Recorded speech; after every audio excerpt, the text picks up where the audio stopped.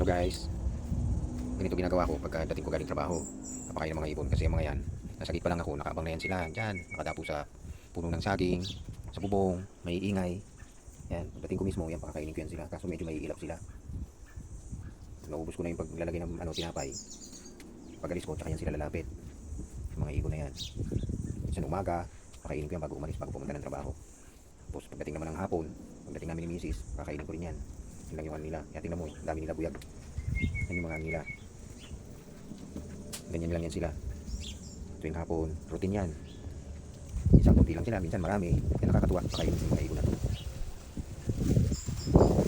Yun lang. Sana mag-enjoy kayo dyan sa panonood.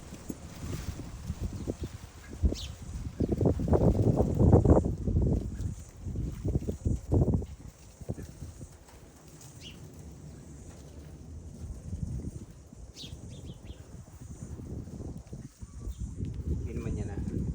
Diyan ka lang.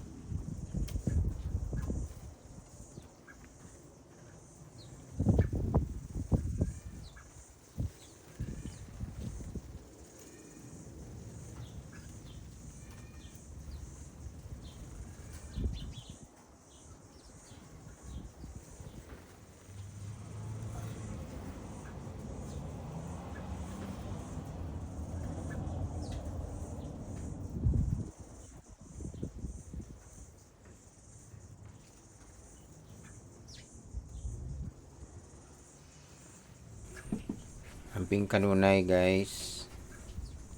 Yun lang.